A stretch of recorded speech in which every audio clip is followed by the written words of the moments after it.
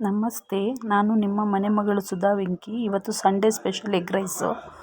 ಇದಕ್ಕೆ 4 ಈರುಳ್ಳಿನ ತೊಗೊಂಡಿದ್ದೀನಿ, ಸಣ್ಣದಾಗಿ ಹಚ್ಚಿಟ್ಕೊಂಡು. ಶುಂಠಿ ಬೆಳ್ಳುಳ್ಳಿ ತೊಗೊಂಡಿದ್ದೀನಿ. ನಾನು ಬೆಳ್ಳುಳ್ಳಿ ಮತ್ತು ಶುಂಠಿ ಸ್ವಲ್ಪ ತೊಗೊಂಡಿದ್ದೀನಿ, ಒಂದು 3ರಿಂದ 4 ಜನಕ್ಕೆ ಮಾಡೋದ್ರಿಂದ. ಕೊತ್ತಂಬರಿ ಸೊಪ್ಪು, ಹಸಿರು ಮೆಣಸಿನ್ಕಾಯಿ ಕಟ್ ಮಾಡಿ ಇಟ್ಕೊಂಡಿದ್ದೀನಿ. ಮೊಟ್ಟೆನೂ ರೆಡಿ ಇದ್ದಾವೆ.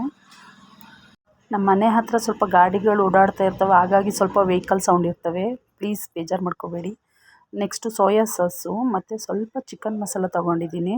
ಚಿಕನ್ ಮಸಾಲ ಬೇಕು ಅಂದರೆ ಹಾಕ್ಕೋಬೋದು, ಇಲ್ಲ ಎಗ್ ಮಸಾಲನಾದ್ರು ಹಾಕ್ಕೊಬೋದು. ನೋಡಿ, ಶುಂಠಿ ಬೆಳ್ಳುಳ್ಳಿನ ಚೆನ್ನಾಗಿ ಗೆಜ್ಜಿಟ್ಕೊಂಡಿದ್ದೀನಿ.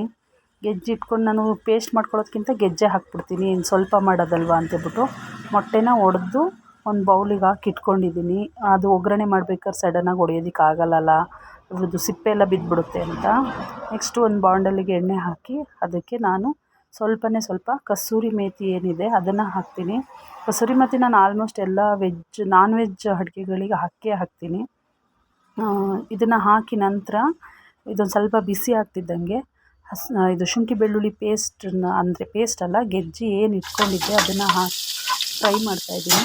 ಫ್ರೈ ಮಾಡಿದ ನಂತರ ಇದಕ್ಕೆ ಸಣ್ಣಗೆ ಹಚ್ಚಿರೋಂಥ 4ರಿಂದ ಒಂದು 5 ಹಸಿರು ಮೆಣಸಿನ್ಕಾಯಿ ಹಾಕಿದ್ದೀನಿ, ಅದನ್ನು ಇದಕ್ಕೆ ಸೇರಿಸ್ತಾಯಿದ್ದೀನಿ.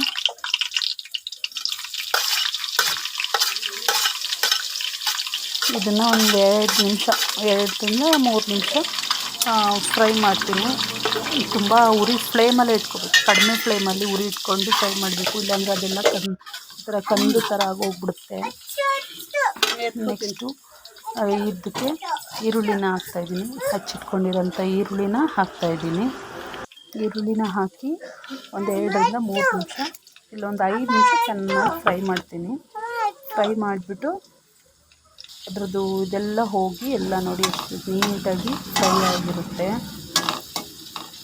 ಈ ಫ್ರೈ ಮಾಡಿ ನಂತರ ಇದಕ್ಕೆ ಫ್ರೈ ಮಾಡಾದಮೇಲೆ ನಾನು ಇದಕ್ಕೆ ಇದು ಎಗ್ ಮಸಾಲ ಅಥವಾ ಚಿಕನ್ ಮಸಾಲ ಏನು ಇಟ್ಕೊಂಡಿದ್ದೆ ಅದನ್ನು ಇದಕ್ಕೆ ಆ್ಯಡ್ ಮಾಡ್ತೀನಿ.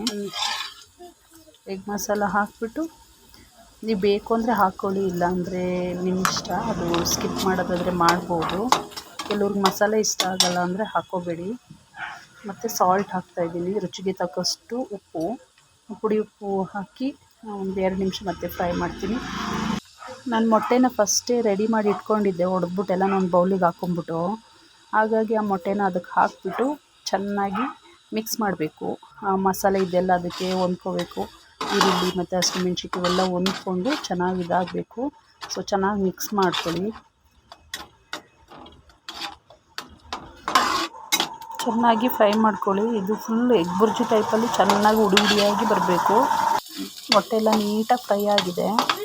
ಈ ಥರ ನೀಟಾಗಿ ಫ್ರೈ ಮಾಡಿ ಆದಮೇಲೆ ಹುಡಿಯಾಗಿ ಚೆನ್ನಾಗಿ ಬಂದಿದೆ. ನಾನು ನೆಕ್ಸ್ಟ್ ಇದಕ್ಕೆ ಇದು ಸ್ವಲ್ಪ ಬಿಸಿ ಇದ್ದಾಗಲೇ ಇದಕ್ಕೆ ಕೊತ್ತಂಬರಿ ಸೊಪ್ಪನ್ನ ಆ್ಯಡ್ ಮಾಡ್ತೀನಿ. ಬಿಸಿ ಇದ್ದಾಗ ಆ್ಯಡ್ ಮಾಡೋದ್ರಿಂದ ಅದ್ರದ್ದು ಸ್ವಲ್ಪ ಫ್ಲೇವರ್ ಅದಕ್ಕೆ ಸೇರಿಕೊಳ್ಳುತ್ತೆ. ನಂತರ ಇದಕ್ಕೆ ರೈಸ್ ನಾನು ಮೊದಲೇ ಮಾಡಿ ಇಟ್ಕೊಂಡಿದ್ದೆ, 2 ಲೋಟ ರೈಸ್ ಮಾಡ್ಕೊಂಡಿದ್ದೆ. ಒಂದು 8 ಮೊಟ್ಟೆಗೆ 2 ಲೋಟ ರೈಸು ಕರೆಕ್ಟಾಗಿ ಸೂಟ್ ಆಗುತ್ತೆ. ಅದಕ್ಕಿಂತ ಜಾಸ್ತಿ ಹಾಕಿದರೆ ಮೊಟ್ಟೆ ಕಡಿಮೆ ಆಗುತ್ತೆ, ರೈಸ್ ಜಾಸ್ತಿ ಆಗುತ್ತೆ, ಟೇಸ್ಟ್ ಸಿಗಲ್ಲ. ಹಾಗಾಗಿ ನಾನು 2 ಲೋಟ ಅಕ್ಕಿ ಹಾಕಿದ್ದೆ. ಸೊ ಇಷ್ಟು 8 ಮೊಟ್ಟೆನ ಒಡೆದು ಎಗ್ ಬುರ್ಜಿ ಥರ ಮಾಡಿಟ್ಕೊಂಡಿದ್ದೀನಿ. ಇದಕ್ಕೆ ಮಿಕ್ಸ್ ಮಾಡಿಕೊಂಡು ಚೆನ್ನಾಗಿ ಮಿಕ್ಸ್ ಮಾಡ್ಕೊಳ್ಳಿ. ಕೆಲವ್ರಿಗೆ ಸಾಸ್ಗಳೆಲ್ಲ ಇಷ್ಟ ಆಗೋಲ್ಲ, ಸಾಸ್ ತಿನ್ನೋಕೆ ಇಷ್ಟ ಆಗೋಲ್ಲ. ಏನು ಮಾಡೋದು ಅಂತಂದರೆ, ನಮಗೆ ನ್ಯಾಚುರಲ್ಲೇ ಕಲರ್ ಇರಲಿ, ನಮಗೆ ಬೇರೆ ಏನೋ ಕಲರ್ ಬೇಡ, ಒಟ್ಟಿನಲ್ಲಿ ಎಗ್ ರೈಸ್ ಥರನೇ ಎಗ್ ಏನು ಇದ್ದು ಅದನ್ನು ಮಾತ್ರ ಯೂಸ್ ಮಾಡಬೇಕು ಅಂತ ಕೆಲವ್ರು ಮಾಡೋರಿಗೆ ನಿಂಬೆ ರಸನ ಹಾಕ್ಕೊಂಡು ಮಾಡ್ಕೋಬೋದು. ಮತ್ತು ಸೋಯಾ ಸಾಸ್ನ ಬೇಡ ಅಂದರೆ ಸ್ಕಿಪ್ ಮಾಡ್ಕೊಳ್ಳಿ, ಬೇಕು ಅಂದರೆ ಹಾಕ್ಕೊಳ್ಳಿ. ನಾನು 2ರಿಂದ 3 ಸ್ಪೂನಷ್ಟೇ ನಾನು ಸೋಯಾ ಸಾಸ್ನ ತಗೊಂಡಿರೋದು. ಮಾಡ್ಕೊಳ್ಳಿ, ಚೆನ್ನಾಗಿರುತ್ತೆ, ಟೇಸ್ಟಿಯಾಗಿರುತ್ತೆ.